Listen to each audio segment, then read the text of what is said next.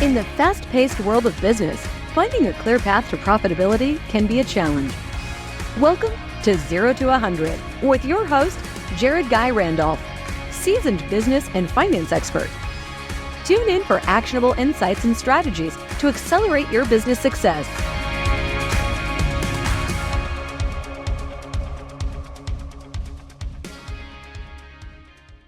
Hello, Accelerators. Today on 0 to 100, I'd like to welcome Jason Gills. He is a 20-year finance expert. He's worked with business owners just like you, helping them build very robust portfolios.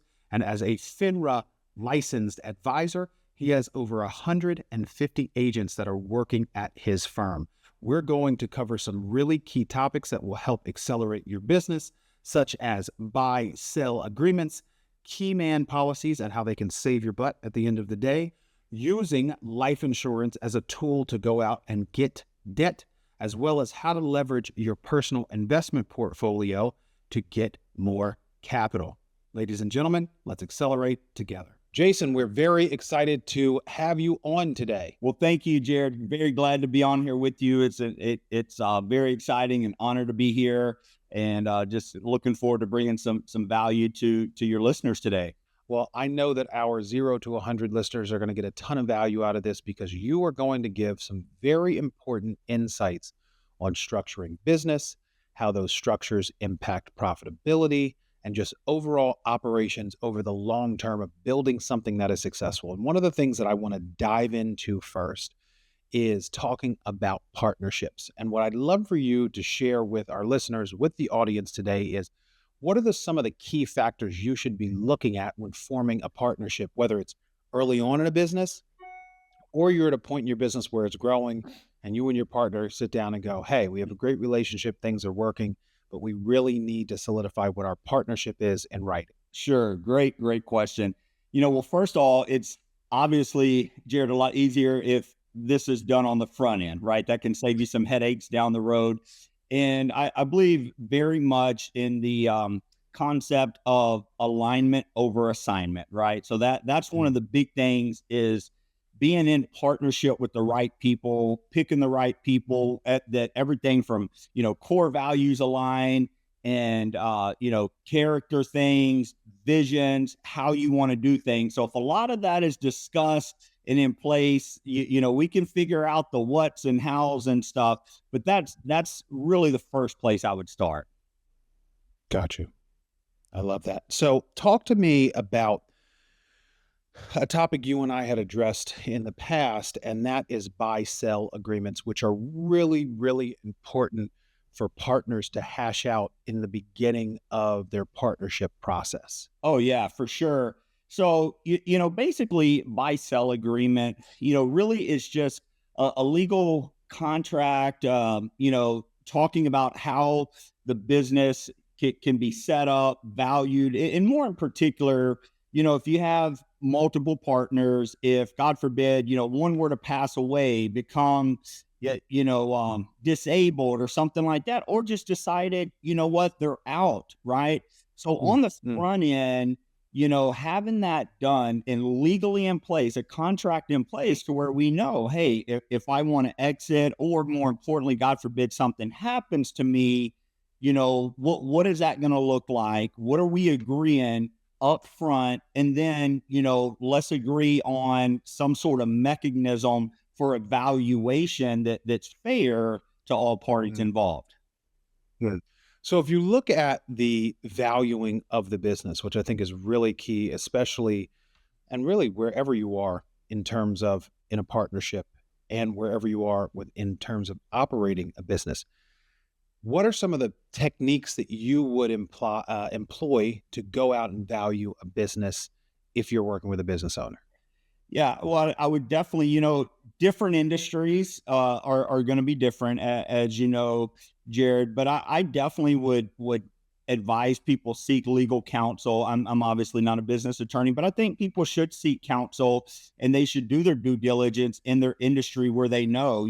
Obviously, a lot of times it's a multiple of revenue or net profits or EBITDA or whatever it is. But I think that the biggest thing is coming up with a clear understanding and agreement of how we're going to value this business. Again, that way, if something happens, one's looking to exit, one passes away, there's a clear defined amount, can save you a lot of headaches and lawsuits down the road. And again, God forbid a partner pass away, their heirs, their spouse or children start getting involved. And you definitely don't want there to be a huge discrepancy over what the business is worth at that time. So can you share a story with the audience where you've seen things go catastrophically wrong for partners who didn't have the right processes in place?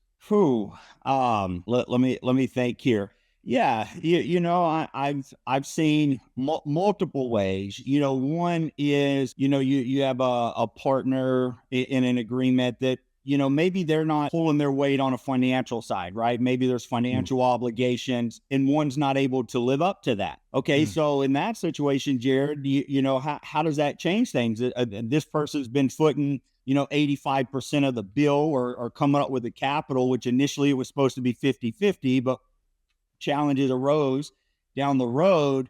And then when there's profits of the business, okay, how is that going to be dispersed, right? Because initially it was supposed to be 50-50. One starts putting a lot more in, and I've seen that run into headaches.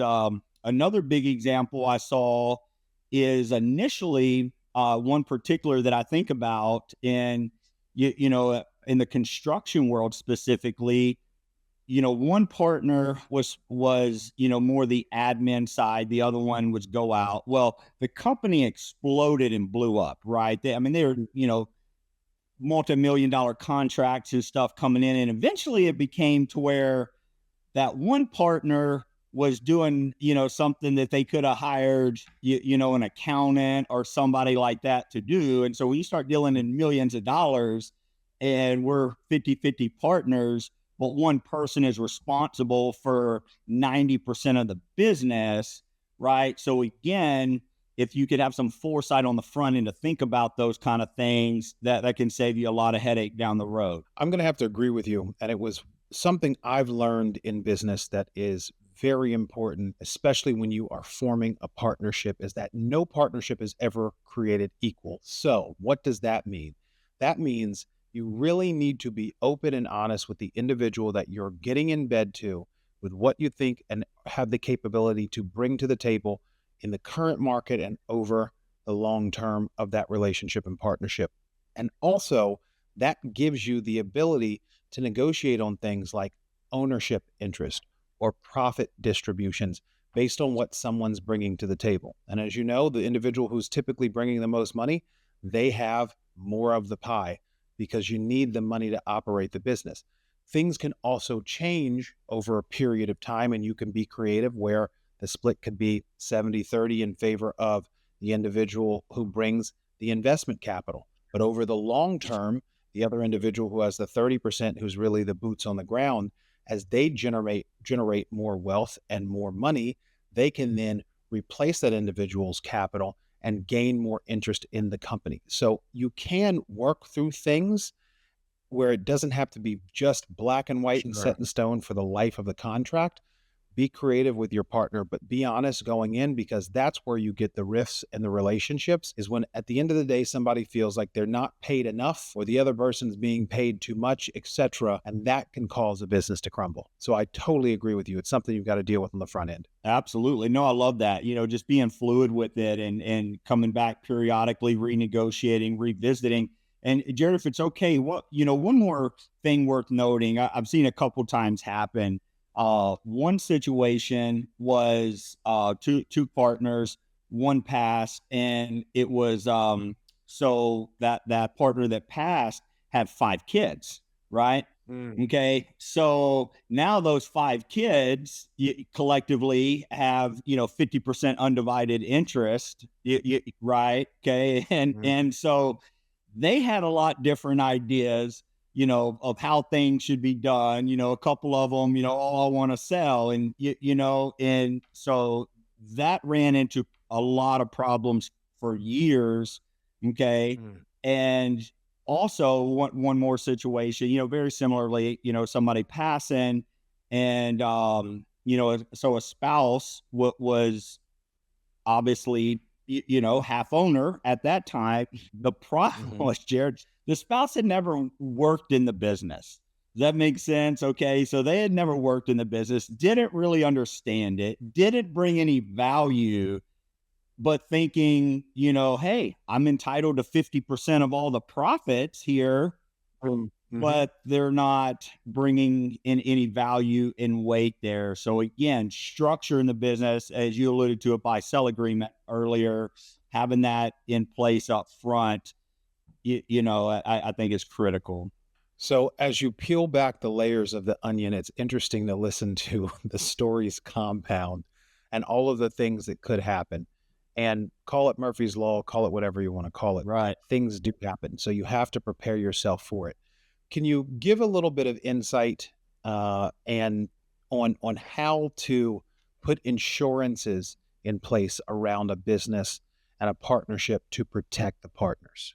Yes, absolutely. And, just to make it really, really simple. Okay. Let's just say hypothetically, me and you own a business together, right? We're 50-50 partners. And let's say we value the business $1 million. Okay. $1 million for keep it really simple. And so buy sell agreement may say, hey, okay, it's worth 500,000 each. So if I pass away, okay, you can acquire my half for 500,000. So what I've seen businesses do, okay, is they will take out a life insurance policy, particularly a term life insurance policy. The business, is probably going to own those policies, pay for them, and put it as a business expense. And then what happens is, let's say I pass away. Well, to avoid that situation we were talking about earlier, where now you're in business, with my spouse and kids, is we have agreed on the front end that if I pass away, that life insurance is going to go to, in this situation, my spouse, and you would obtain my portion of the company. So now you have 100% ownership. The life insurance portion bought out my interest from my spouse in that situation. So you can use, and let me just be super clear, you can integrate into your structure of the business insurances like term life insurance. So if one of the partners passes away, whatever the value of that policy is can pay to buy out the other partner's interest and go directly towards their family. Yeah, 100%. Now, if it's a life insurance policy, that life insurance policy is not taxed. Correct me if I'm wrong. Correct. Yeah, life insurance. If it's most situations not. When a beneficiary is listed, and they get that money, it is not. Okay. That's why it's always important to list the beneficiary. For example, if you just leave it to the estate has to go through probate, and then depending on obviously, total assets. Again, I'm not a tax attorney or accountant or anything. I'm more of a financial guy, but also in that situation, I would advise them seek, legal counsel or their CPA in the business, because the beneficiary, it's not taxable to. Now, if that partner, or the business got the money, right, and let's say that was tax-free to them, but then when they turned around and paid that family, paid that spouse, if you will, then that could possibly be taxable from the sale of the business. And I would think most likely would be in that situation. That gets a little bit more convoluted if that spouse wasn't listed as the beneficiary on the front end. So if you set up that term life insurance policy, the spouse is listed as the beneficiary. It goes to the spouse upon the passing. That 50% interest of the partnership goes to the other partner, so they now own 100%. The spouse who received that $1 million in term life insurance policy is in a way better position, and again, correct me if I'm wrong, than if they were to sell the business or the other partner had to buy them out, because then they're going to have to pay taxes on that as income, correct? Yes, sir. Yeah, in that situation. And also what a lot of people is, again, partner A, partner B, they value the business at their ownership's $1 million each, let's say, well, the business, my ownership or partner A's ownership may be worth $1 million, but that doesn't mean me or the widow I leave behind has $1 million. Or sorry, would it mean that my partner has $1 million cash to buy the widow out, if that makes sense? Right. Okay. Right. That makes sense. Yeah. So That makes sense. yeah, that's important to understand is life insurance, especially term. You can buy a term policy for, pennies on the dollar compared to what it pays out, so it's a lot easier for you to come up with a small monthly premium that the business is paying for versus, you trying to have to come up with $1 million in that scenario to buy that spouse out. You know what's interesting now that we're down this this deep dark hole of despair in terms of insurance, the importance of insurance in business planning. So there's other things that you also have to look at when you're planning for a business beyond just someone potentially passing away, a partner, for instance. Sure. There's disability insurance, there's key man insurance. Can you talk about those two aspects of structuring that into your business on how to do it and how it would benefit you if something were to happen? Yeah, that's a really good one. Very, very good transition. I think about key person insurance, key man, key person, right? Could be key woman. And, typically, you think about a key person, it could be an owner, it could be an executive, it could be a very, valuable salesperson, somebody who is an integral part of the business, right? They bring a lot of value to the business. Okay. And so if you think about that key person, God forbid, again, something happened in their absence, what would the monetary impacts of that be to that business? Right. And so that's where a key person life insurance policy could really come into play. What are your thoughts on disability insurance? So someone becomes incapacitated and they can't actually perform the business for a period of time or a long period of time. What are your thoughts on also implementing disability insurance? Yeah, I'm not an expert on that field. I'm not as versed in that, just to be 100% transparent. But I definitely absolutely see the value. I like the ideal of it because, again, a lot of people is maybe that you don't pass away, but you become disabled. So, similar concept, with having a key person life insurance policy, having some disability on those key people as well, I could see being a very, very valuable tool because, again, there is the possibility that maybe that key person doesn't pass away in the event a life insurance policy be paid out, but if they become disabled, having something in place to help replace the revenue or the value they bring. And we could expound on that if you'd like. So I'll just give an example. Back when I brokered for many years, I actually had a large disability insurance policy because if I couldn't walk around, I couldn't do my job. So that would be a total loss of income for me. Sure. Or nearly a total loss of income for me.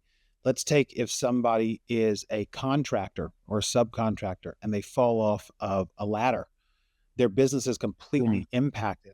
They can't run and operate the business. They're not able to oversee things because they're bedridden or they now have a back injury and they can't do the same level of work. That disability insurance is going to cover if your lifestyle, which is really one of the biggest things. People are more likely to get injured on the job than to be a death on the job. And we're not trying to be dark here. We're just having a real conversation about if you're a business owner, right, the things that you should be able to do. If you're a chef and you're making food every day and all of a sudden you get in a motorcycle accident and you literally can't use your hands, right, it's like a surgeon, that's your art form. Right. You can't do your business. You can't sustain anymore. You won't have a livelihood. So the disability insurance is another thing that is really, really important. And, insurance, and it's funny because the deeper I've gotten into business and actually operating my business at a higher level, because it's a higher level business, I've realized that these key tools really do protect you. So they're worth the money, even though sometimes it's stroking the check as like, I don't want to do this. Right. if anything ever happens, and that's one of the key things. So you always need to budget for it. But once you have that insurance in place, what are some of the tools that you can use, or how can you best use that insurance to benefit you in other ways? Like, how do you use it as a tool to, for instance, go get credit? Yeah, absolutely. That is a great point to use that. And I will, but Jared, if you don't mind, but before we move on, I think it's worth noting when you're looking at a key man policy, maybe you have a salesperson or something that's responsible for 50% of the business's revenue, or maybe you have somebody that has some super duper special talent, maybe or body of knowledge or skills, that without that knowledge, without those skills, without that salesperson and their, network and them generating that, again, that could be devastating to the company. So whether it's, the life insurance or the disability, but I see people a lot of times, again, buy a term life policy on those key people. And what that allows you to do, something happens to that key person, it can buy the business time, right? So they don't go under. So they're not, whether they need to hire somebody else, train that, it buys you time to find the right people, train the right people, develop the right skill sets, whether it's a salesperson, getting them in, creating some new accounts, and it could absolutely save your business. And again, term life insurance is an extremely low cost, efficient way to buy life insurance and protect the key people in your business. And again, could absolutely save the business from ruin, if something were tragically to happen. Now, you asked a question, about the using life insurance. Okay. And so what I have seen, especially small businesses, right, that, they're trying to get funding and maybe they don't have capital as collateral, and especially if they're self-employed or a smaller business. Like I said, particularly I have a client who does real estate, multifamily, flips, different stuff. Well, he was trying to get a decent loan from his bank, from his credit union, local credit union, and they allowed him. It's called a collateral assignment. Okay. And I'll talk about the difference if you don't mind in a minute, the difference in collateral assignment versus naming the lender as the beneficiary and why that's significant.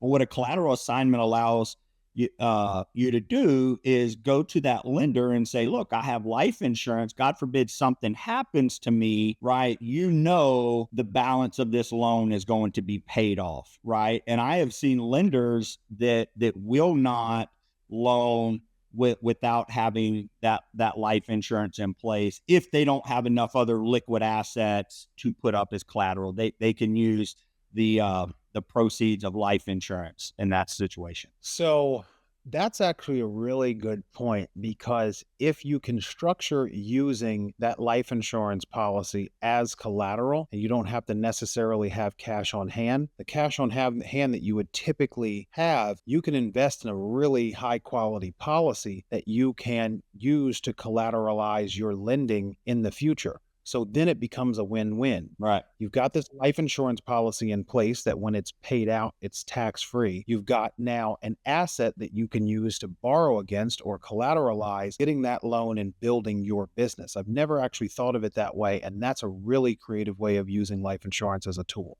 Absolutely. And just to differentiate, why I would recommend, the collateral assignment is because basically what that is doing is, let's say you borrow $250 from the lender and you have a $500,000 $1 million policy, you're taking out a $250,000 loan. Okay. Well, you don't want to list them as, even a 25% beneficiary, because let's say you get the bulk of that loan paid off. Well, they're still listed as the beneficiary, but the collateral assignment basically is just saying that, hey, they are going to get whatever the outstanding balance of the loan is when a death occurred, that they would get that. And then the rest would go to the other beneficiary, that typically the spouse, the children, whoever they have listed. Got you.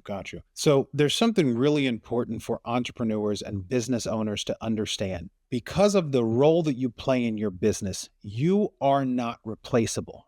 Now, you get to the level of a Jeff Bezos, yes, you could potentially be replaceable because there's other people that you can hire who are experts in their domain. But as small and mid-sized business owner operators, you are not replaceable. So you do need to have the proper insurances in place to secure your business, whether that's key person, that is disability, that is term life insurance. They can assure that your business can continue to run and operate smoothly if something were to happen to you and you're incapacitated or you have a disability, or if you were to pass, for that business to at least be able to pay out properly so a partner or a family member can continue to operate the business. Those are truly key when you are a small to mid-sized business, having insurances in place. Yes, sir. Absolutely. Awesome. I would like to shift to maybe a more positive note, Okay. since we dealt with a lot of risk mitigation, and that's what insurance is all about, Yes, sir. and talk a little bit about our business owners, because a lot of our audience are existing business owners. They might have real estate assets. They might have a 401k or a self-directed IRA. How do you advise that these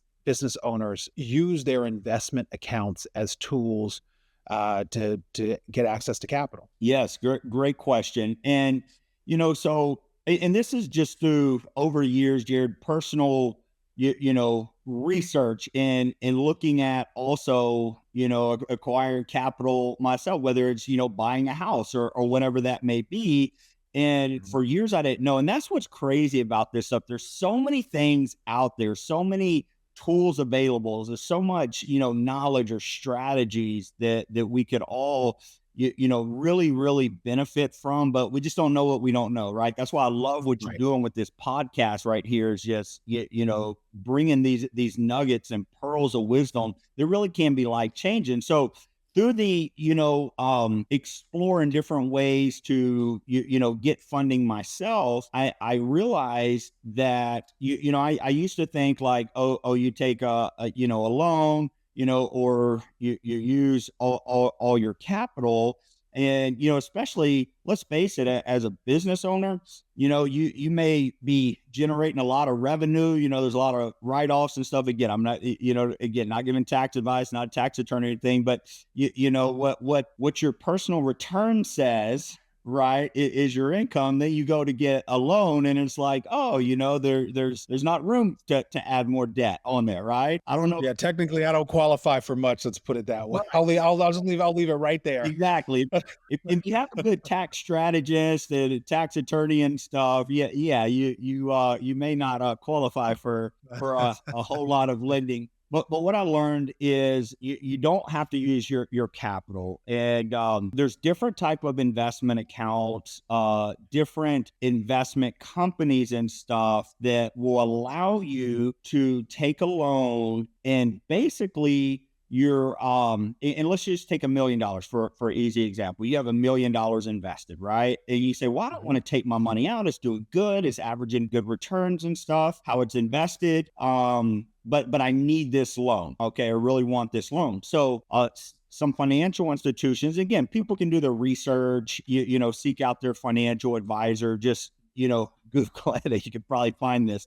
But what a lot of them allow you to do, Jared, in short, is you got $1 million. They will allow you to borrow, get a loan for a certain percentage of however much you have invested with them, depending on the type of account and different stuff. I've seen 60, 70-ish%. So let's say you had $1 million and they allowed 70%. Well, you could borrow up to $700,000 at a very reasonable rate. Obviously, it varies depending on what the going rates are and stuff. And I've seen ones, that'll do up to like a 30-year amortization. So in that case, I was talking about, your $1 million is still invested in whatever you have it invested. So it's still growing, compounding, and you have the loan over here to use. And as long as you're paying that loan back, your money's still invested. Plus you have the loan dollars doing whatever you need them to do. Wow. That is actually a very, very good tip for the audience. So let's talk about, I want to kind of transition over to real estate a little bit. First of all, do you know anything about the Augusta rule? Yes. Yeah. Walk the audience through, because this is something I've learned over the last few years. And I know I didn't preface that we were or prep you that we were going to have this discussion, but it's fascinating to me. You go to the Hamptons, you go to one of these really exclusive areas, and you see these ridiculous houses. There's so many people who are using their homes as tax write-offs, and you don't necessarily have to have $100 million mansion to do that. Walk us through how a business owner could engage in some other tax efficiencies. And I know you're not a tax Yeah. expert, so consult with your tax expert, but walk us through some of the other things like the Augusta rule that could benefit a business owner. Okay, and so I'm gonna tell you what I know on this, and this is we're just sharing knowledge. Yeah, that's why I love this. I'm sharing knowledge, sharing what I know, and just making people aware, putting things on their radar. I think is really really fantastic, Jared. To where people maybe are encouraged, just like this conversation right here may spark somebody. I was talking to a good friend of mine, and by the way, that's why they say your network determines your net worth, right? Show me your friends, I'll show you your future. I was with a buddy who's a business owner. He asked that exact question you just did. He said, dude, you ever heard of the Augusta rule? I'm like, no, what is that? And so I started looking into it, and from what I gathered, like Augusta golf tournament, right? These people, they have these, like you say, mansions and stuff on the golf course. You can rent your house out for so many days each year, and the income that you receive from renting that out, you don't have to pay taxes on that. Okay. And so what I realize is that some business owners will have the business rent their house out, right, for parties, for business functions, for hosting things, doing events, dinners.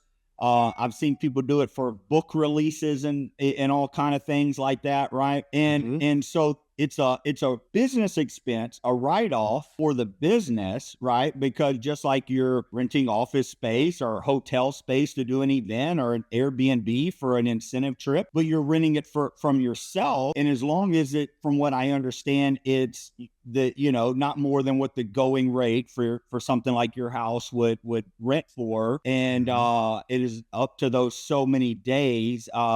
Don't quote me on this. I believe, Jared, it's 14 days a year that you can rent your house out that you don't have to pay income tax. So again, just to recap, it's a expense for the business, tax deduction.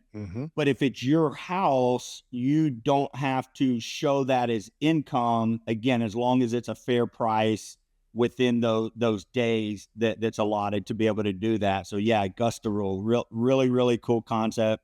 I encourage business owners to do their own research, talk to their tax advisors, attorneys, CPAs.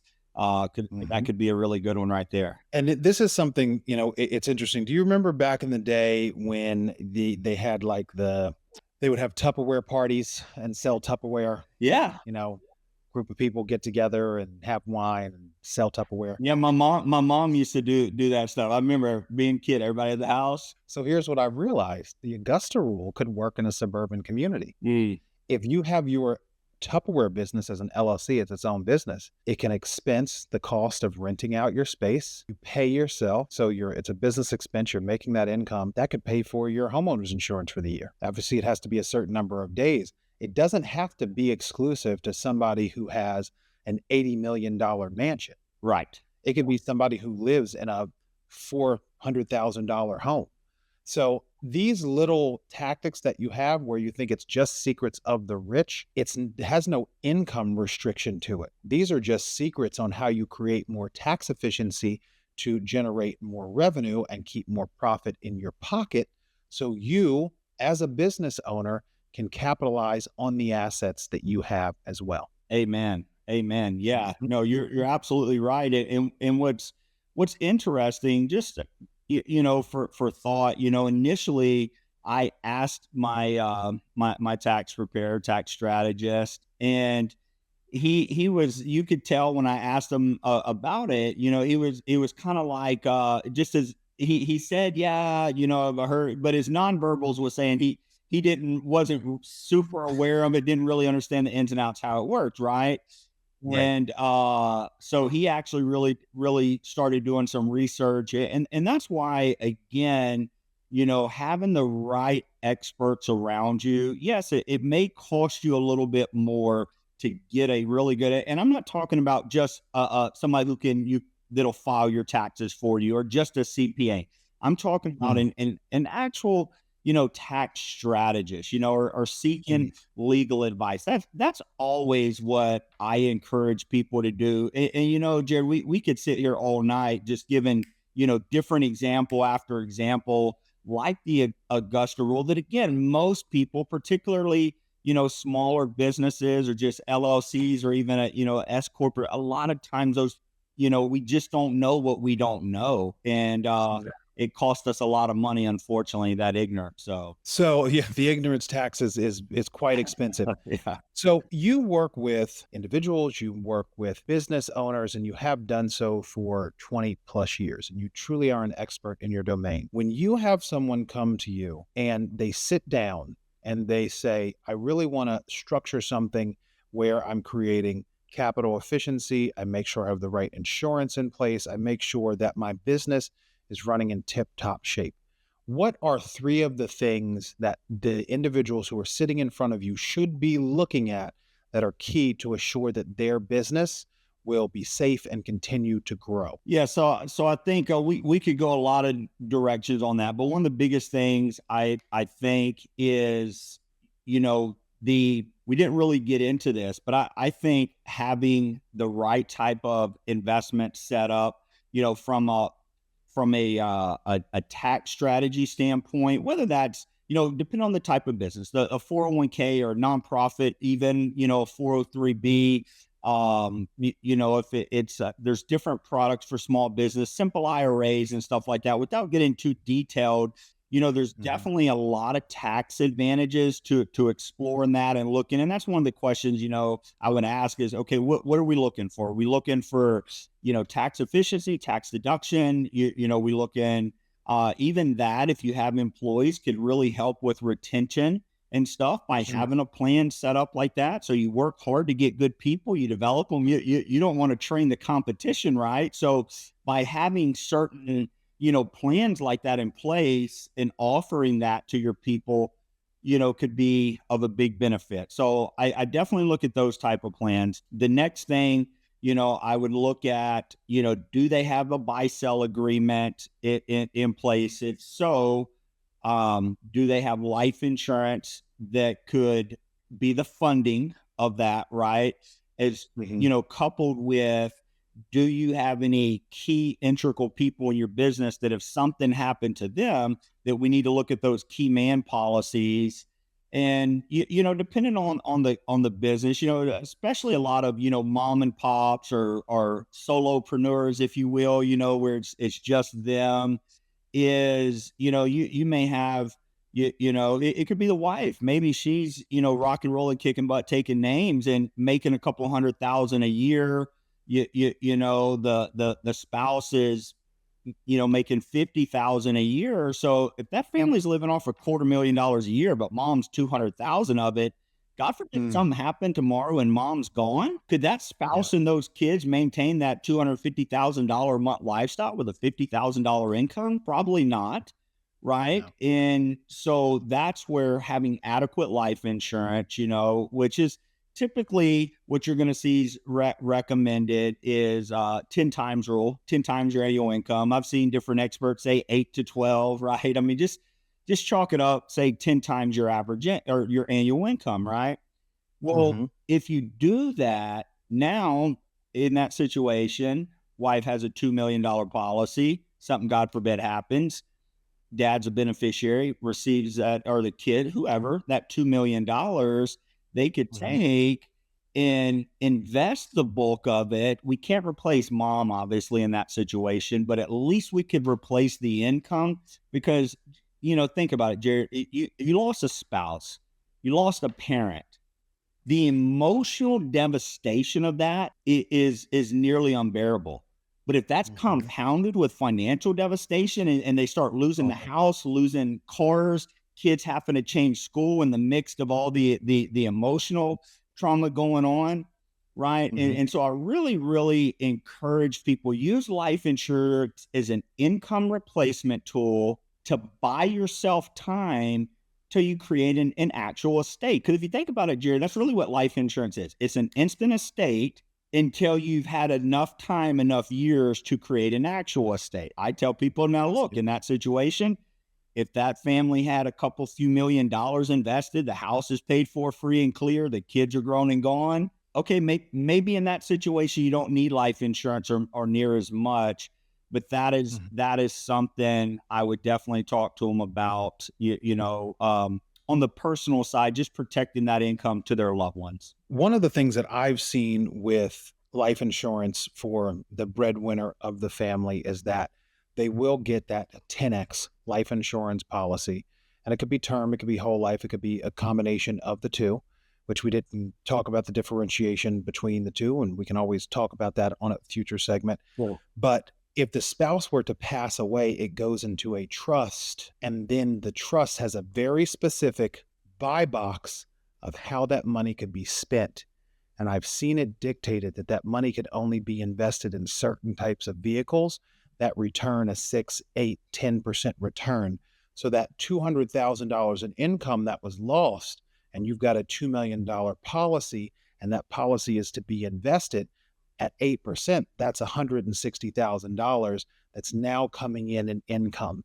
Because one of the challenges is if you're dealing with someone who doesn't have the financial savvy, getting a $2 million check when someone passes away is a very, very, very, very bad thing.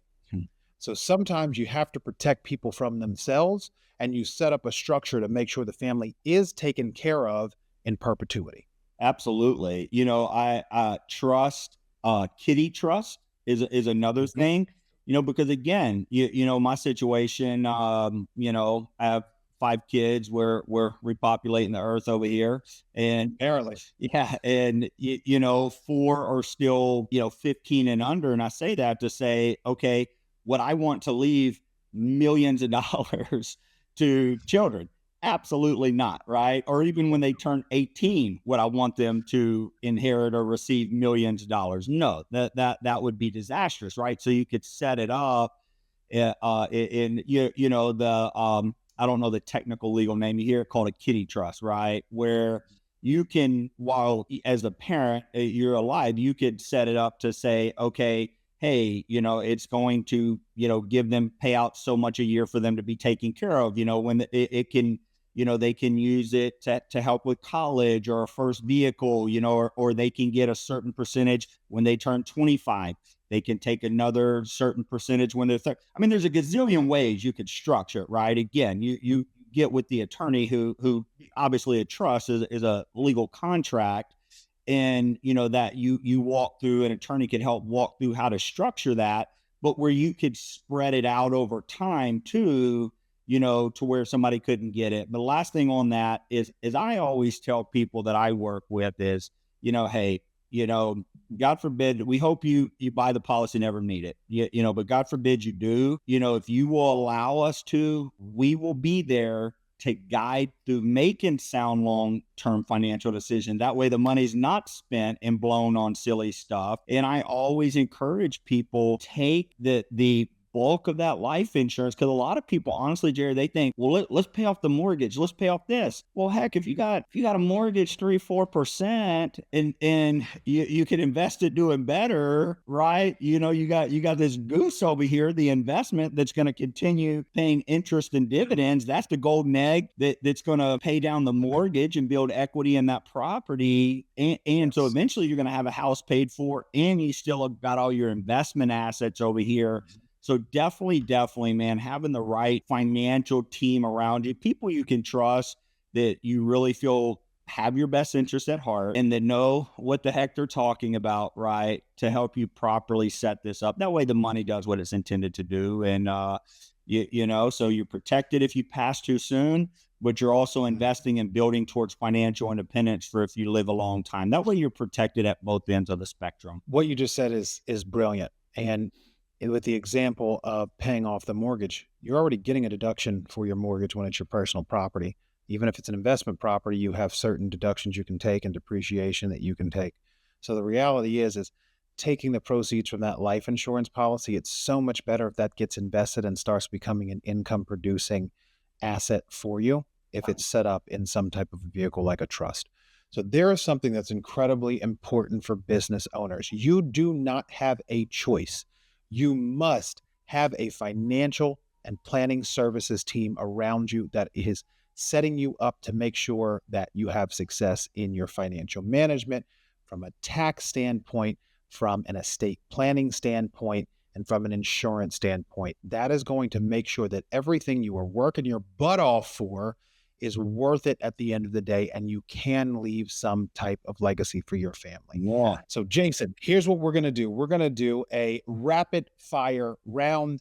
You don't know these questions, but you got to answer them quickly. Okay. And we'll wrap up the segment. So No. pH balanced water or Diet Coke? Water, Diet Coke? Water or Diet Coke? Water. Good man. Cats or dogs? Dogs. Favorite cuddly teddy bear, Care Bears or Cabbage Patch Kids? Oh man, my wife. She is cuddly. I love her. Yeah. It's amazing. Yeah.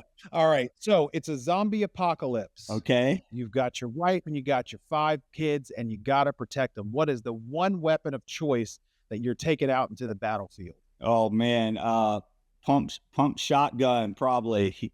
So tell me, what is one of your favorite quotes? Is one of my favorite quotes is, be the thermostat, not the thermometer, right? And meaning that when you walk into a room, you set the temperature, right? And we teach this to our kids, right? When you walk in the room, the atmosphere just got elevated. Does that make sense? The energy just got elevated. The excellence just got elevated. We are not going to adjust who we are by outside circumstances and respond to that, right? We're going to set the tone. We're going to set the temperature and the environment, and we're going to make sure it's always better because we were there. So if you had the choice of anyone who is dead or alive tonight at 8:30 your time, which I think is Mountain Time, Central Time, if you had the choice of anyone to have dinner with, I would say I would really like to invite 3 people to this dinner if that's okay. Okay. All right. I will give you grace because you gave so many good answers today. Okay. And man, I would say Jesus Christ, right? I got a lot of questions I would love to ask him. I would say a homeless person, honestly, and Michael Jordan. I love it. That'll make for a very dynamic dinner. So 2 more questions to go. You are a business owner. You have $10 million in revenue. And I show up with a $300,000 check and say, Mr. or Mrs. Business Owner, here is $300,000. How would you advise that they invest that so they can grow their business and their revenue? Okay. Man, I would say, one of the things, it would depend on their business. Obviously I would have to ask a few questions there. Probably one of the first things is I would find out some personal development, some knowledge gaps, some skill set gaps that could be filled, and invest in themselves, right? I think that's the best investment we can make is in ourselves. Part next behind that would be, investing in the, having maybe the right person around you to help shore up some shortfalls. If you need to hire some people that, especially if you're doing things, the concept, Jared, is we should be operating in our best and highest use. Yes. Okay. So if I'm doing a lot of tasks that is not in my best and highest use, that's not the 20% of the things that add 80% of the value to my business, then I've got to find a way to get some of that off my plate, right? And a lot of times, particularly small business owners, we want to hold on with, clenched fists to every little dollar, but a lot of times it's opening that up and spending a little bit to hire a personal assistant, to hire somebody to help do this, that, or the other, whatever it is. When we open our hands up, actually a lot more money can start flowing into our hands. Okay. And, it may be a systems thing. It could be some technology they could buy, depending on the type of their business. Some of it could be more. I know you said three things, but again, it's kind of a loaded question, and it would be very contingent upon what their business is, where they're at, what are strengths, what are some deficiencies. Maybe a little bit of a SWOT analysis or something there, but hopefully a couple of those ideas made sense. The personal development and hiring the people who you can delegate those menial tasks to, very important. So last and most important question, what is the biggest obstacle you have had to overcome in your personal business that has helped you grow as a father and a businessman and a husband? Yeah, absolutely. So I would say mistake in the beginning for the end, right? Mic drop. Yeah. Okay. You mistake. And talk me through that process for you. That was, I had to sit back on that one. Yeah. Keep going. All right. And I've learned this a couple times the hard ways, right? Mistake the beginning for the end, meaning, man, you get some momentum, you get some things going, and imagine you're going up a hill. Well, you may be flying up that hill really fast and seeing a peak. And the problem is we let off. So consequently, what happens? Boom, we fall back to the hill. I've seen that happen time and time again. You get some momentum. You bring on some champions into your organization that they're crushing. They're showing a lot of good signs. And so what happens? We think like, man, finally, I can take a break, right? We got some dogs in here. They're gonna go do their thing, and I can finally. What do they say? Work on the business, not in the business, right? And so we get out of the business too fast, Jared, and turn it over to people who they don't love it like you. They don't care about it like you. So there's a lot of ways you can mistake the beginning for the end. One more key critical example of that is I've seen there's times, man, where you're going to have harvest season in your business, man. You're freaking making it rain. The money's flowing. And sometimes as business owners, we get delusional to think, man, it's just going to go up and up from here. Man, we got to stay positive, right? We got to be optimistic, man. We're believing, we're affirming, we got the faith. This thing's just going to keep rocking and rolling, compounding. Well, sometimes that's the case. Often it's not, right? So we spend that money, we adjust our lifestyle, right? We think we've arrived and made it, was really over that hump, but we weren't. So now, God forbid, something happens, there's for whatever reason, a reduction in income and stuff like that. Now you're in a panic mode. You've altered your lifestyle, you've overspent, undersaved and invested, and now you're in a stressful hardship. So, man, live, have a lifestyle that's half. If your income got cut in half, you could easily maintain your lifestyle, even keep investing, keep giving, doing all that. When you got momentum and you think you're there, man, keep going harder, keep running while you got that wind at your back, right? And make sure you're absolutely over the hill before you even think about taking your foot off the gas. Again, don't mistake the beginning for the end. Stay focused till you're done.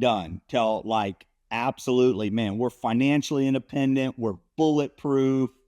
Don't even think about letting up or retracting until then. Jason Gills, on that note, where can the audience reach you if they want to have a great conversation like what we're having? Yeah, absolutely. I appreciate that. I'd be more than happy. Obviously today it was very informative, educational, and I enjoyed this. But if people want, to have more specific questions, want to dial into their specific situation, honestly, man, they can reach out to me directly on my cell phone, to be honest, or email. My email is J as in Jason, K as in Kite, Gills, Gills @gmail.com. That's a great way to get a hold of me. Okay. My Instagram is Jason Gills. You can find me on there. I believe it's Jason __Gills. But you can find me on there, and I would love to connect with your audience, sir, and add any value I can, answer any questions, and hopefully be a value added resource that, if I don't have the answers, worst case, we can point them in the right directions. Awesome. Jason, thank you for joining us on 0 to 100. Incredibly informative. I know the audience has a lot to take away from here. Thank you so much. It was a pleasure and an honor. Awesome.